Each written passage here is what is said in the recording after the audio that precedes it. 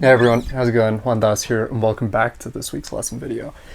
And this week I wanted to talk a little bit about secondary dominants, as I think they're just such a vital thing in composition, in writing, and just understanding harmony. And I've had a number of students where this has actually come up in a lesson, and we've started diving a little bit into secondary dominants, what they are, and places you might find them, and how to use them. So I thought it would be a great video to break down for people who are kind of unsure about it or a little bit confused and, well, just want to know a little bit more about harmony and finding something new. So, in essence, first, before we get into secondary dominants in particular, I want to discuss 5-1 relationships. Right? That's kind of an embellished 5-1, like a G7 chord to C. And this is the most important resolution or cadence in harmony. It's a perfect cadence. That's literally the name of it. It's a perfect cadence. That 5-1 relationship is also the summary, essentially, of tension and resolution. We have tension in the dominant chord that then resolves, right? It's essentially the entire function of this. And if we look into harmonic functions, going from a dominant functioning chord to a tonic chord, it's essentially what this is. So now that we've understood why this works, partially because of the voice leading and why this is so important, I want to dive into secondary dominants. Now, essentially, a secondary dominant fulfills the same function. Just that instead of resolving to our tonic chord, let's say we're in the key of C major, instead of resolving to 1, we're resolving to different parts of the scale. So for example, or different chords rather. So let's say I start from C. That's considered the primary dominant, the 5 to the 1 chord. Right? Now what if I were to do the same thing off of the 2 chord? Or to resolve to the 2 chord, right? So I look a fifth up from D is A, and I build a 7th chord off of that.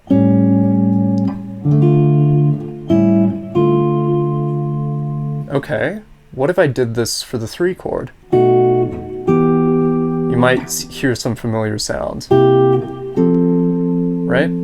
Or... And I just played through all the secondary dominants available to us in the key of C. So essentially what we're doing is we're creating multiple resolutions. We're creating resolutions to different scale degrees using the same fundamental idea of a perfect cadence. Rather, we have a tension chord that then resolves. So I'm sure some of you might already be thinking, okay, this opens up many doors, where can we go? And I'm going to get to that in a bit.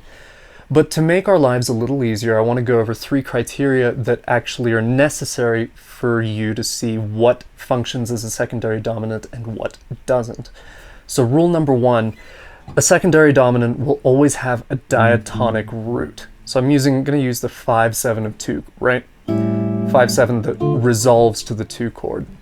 This 5, or the 5-7 of 2, the secondary dominant, has the root A. A is within the key of C. Therefore, this fulfills that first criteria, right?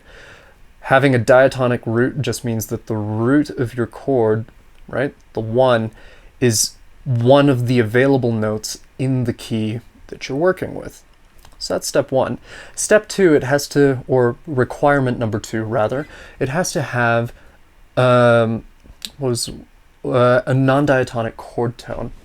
So if I look at this chord A7, right, or any iteration of it, it's always going to have this C sharp, which is not in the key of C. Therefore, it fulfills this. And lastly, the last requirement, it has to resolve in the manner of a fifth, right? It has to resolve a fifth down to a diatonic chord. So just to check our criteria, let's say we have A7 to D minor, right? So we have a diatonic root, a non-diatonic chord tone, and what's a fifth down? Like A go down to D, right? Just forget the geography of the instrument for a sec. So, therefore, this fulfills all of the necessary criteria, and it resolves to the 2 chord. Therefore, this A7 would be 5/7 of 2. Okay, so therefore, the same could be applied to 5/7 of 3, 5/7 of 4, 5/7 of 5, and 5/7 of 6. Now you might be wondering, okay, what about 5/7 of 7? There's actually a very good question for this, and this is something that comes up a lot in classes and in harmony lessons that I teach. I used to teach harmony. So 5/7 of 7 technically would not work. Let's check that. So what would our 7 chord be? 7 diminished, or 7 minor, 7 flat 5. What is a fifth up from that? Well, by logic, it has to be a perfect fifth. At least that's the criteria we've set for ourselves. What's a perfect fifth above B? F sharp, which already does not fulfill one of the criteria. The criteria being that you need a diatonic root. F sharp is non-diatonic, therefore this is why that chord technically doesn't function in that manner. We'll get to maybe some of why it could function or where it goes maybe a little further down the line. I might do more of these harmonic device videos if people found this useful. So, now that you know the essential theory of it, or the essential rules and requirements, so to speak, for a secondary dominant, how do we use this? And I was kind of alluding to some of it in the intro that I was just kind of improvising into trying to create some nice little moments and trying to create some great little musical ideas. But let's look at some contemporary harmony, or rather examples of contemporary harmony. So you'll see this a lot in pretty much any style of music. Check out classical music, you'll see it in the music of Bach a lot. For example, if I just play a line. C to F, C, F to B flat. That's a very common harmonic motion in Bach's music, in a linear sense. What if we look at the music of the Beatles? Especially here.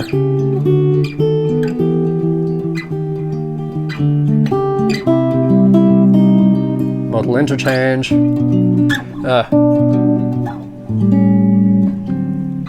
There we had an example of a 5 of 5 going to the 5, and there were numerous other examples in here.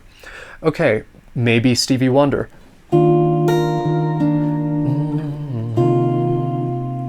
Overjoyed.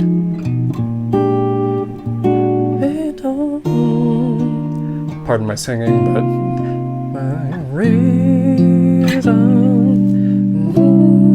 Right, setting up the modulation to go somewhere else. There's a for you now to say that. Where to go? F7, then F to B flat, and then setting up a modulation back to E flat. So we've seen a couple of different uses just in these examples. For example, just looking at an example like the Beatles, it's just about creating interesting harmonic movement and just creating a nice color, especially with this ascending phrase. Now the chords may not be necessarily resolving in terms of root motion by fifth, but for example, we have C, A7, I'm just playing a rootless A7 here, A7 to D, so that's 5 of 5, we're in the key of G, then the 5-7 of 6, and then it does whatever else it does with some modal interchange. Now let's talk about an example like Overjoyed. You can actually use it to modulate. You can use any chord as a result. The secondary dominant doesn't have to be resolving towards the key. You can treat that secondary dominant as a pivot chord.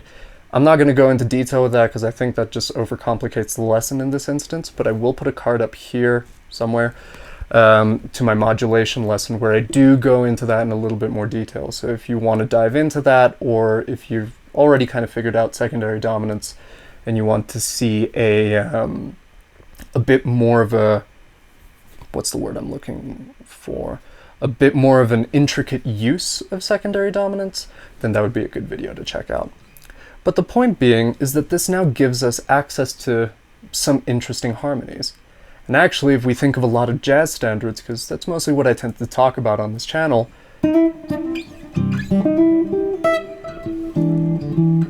it appears there, and then here.